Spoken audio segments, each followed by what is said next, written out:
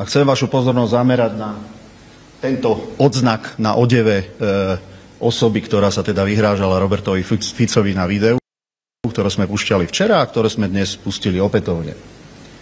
Ale ešte sa vrátim k tomu odznaku, o ktorom som tu hovoril a na ktorý som chcel, aby ste upriamili pozornosť. Je to odznak, ktorý možno úplne jednoznačne nazvať ako je extrémistický symbol, fašistický symbol útočnej jednotky pod názvom Edelweiss, ktorú všetci poznáte ako protipartizánsku jednotku, ktorá bojovala proti tým, kto oslobodzovali Slovensko alebo kto povstali v Slovenskom národnom povstaní, bojovala proti civilistom, vyhladzovala obce, aj slovenské obce. Vedľa človeka, ktorý šíri takéto fašistické, extrémistické symboly, stojí predseda politickej strany Demokrati. Myslíte si, že si nemohol všimnúť tento odznak? A dnes tu je človek, ktorý má symbol, nacistický symbol útočnej jednotky Edelweiss, ktorá plienila slovenských občanov počas druhej svetovej vojny. V zásade až do roku 1945, kedy ich nevytlačila sovietská armáda, kedy ustúpili ďalej na západ smerom do Nemecka.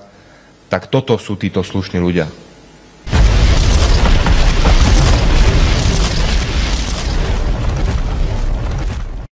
12. novembra 1962 sa pred Senátom Krajského súdu v Banskej Bystrici začína hlavné pojednávanie s príslušníkmi protipartizánskej jednotky Edelweiss. Senátu predseda sudca Gašpar Kubek.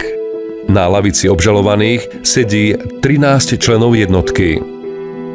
Veliteľ 120-členného slovenského oddielu Edelweiss Ladislav Nižďanský ušiel do zahraničia a v procese ho súdia v neprítomnosti. Žalobu prednáša prokurátor Krajskej prokuratúry Martin Kováč.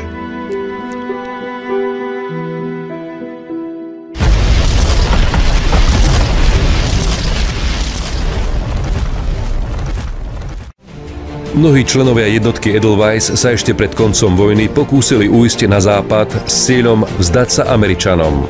Väčšina z nich ale nakoniec skončila v sovietskom zajatí. V zajatí končí aj ústredný veliteľ a podľa všetkého hlavný zodpovedný za masaker v Kľakovskej doline Erwin Zygmunt von Thun-Hohenstein.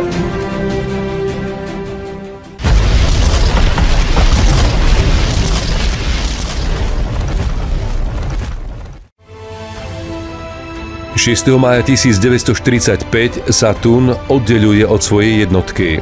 Spolu s veliteľom slovenského oddielu Ladislavom Nižďanským sa vydáva na cestu smerom do Českých Budějovíc do zajatia k Američanom.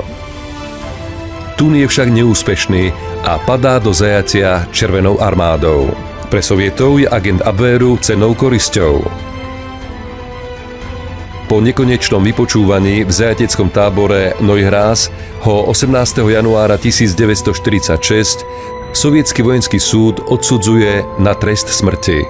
O necelý mesiac, 12. februára, Thuna v maďarskom Šoproni popravia zastrelením.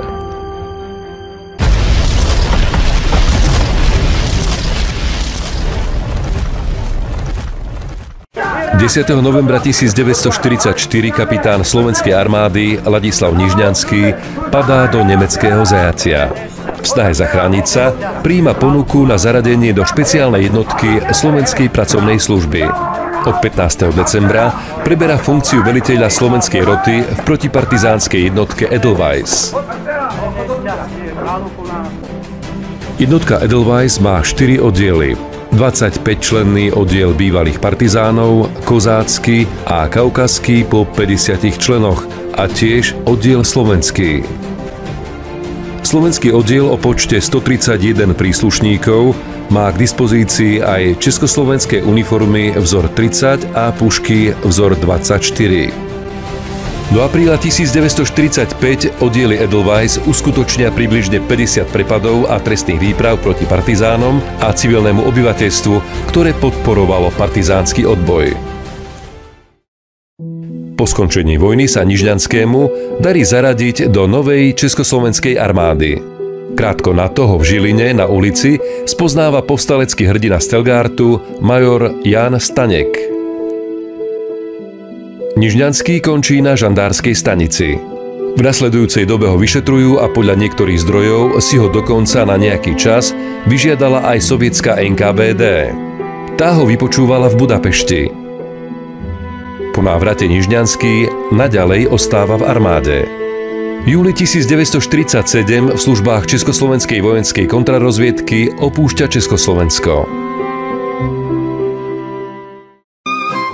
Hneď po príchode do Rakúska Nižňanský svoje služby ponúka americkej vojenskej ústrednej spravodajskej službe CIC. Tu pôsobí ako dvojitý agent pre Američanov. Neskoršie žije v Mníchove, kde pracuje pre rozhlasovú stanicu Rádio Slobodná Európa. Nemecké štátne občianstvo získava v roku 1996. Podľa obžaloby sa členovia jednotky Edelweiss na sklonku druhej svetovej vojny zúčastnili na území stredného a západného Slovenska na akciách proti partizánom a bezbranným obyvateľom obcí, pri ktorých zavraždili veľký počet osôb, vrátane detí, žien a starcov. 22. novembra 1962 Senát Krajského súdu v Banskej Bystrici vynáša rozsudky nad obžalovanými. 13 členov jednotky odsudzuje na tresty odňatia slobody v rozmedzi od 12 do 15 rokov. Nad veliteľom jednotky Nižňanským v neprítomnosti Senát vynáša trest smrti. –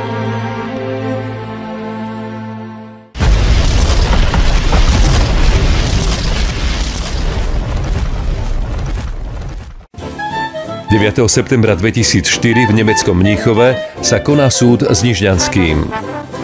Väčšina svedkov jeho zločinov už nežije, svedectvá sú chabé a tak súd 19. decembra 2005 pre nedostatok dôkazov Nižňanského zbavuje viny. V októbri 2006 okresný súd v Banskej Bystrici sa znovu zaoberá prípadom Nižňanského.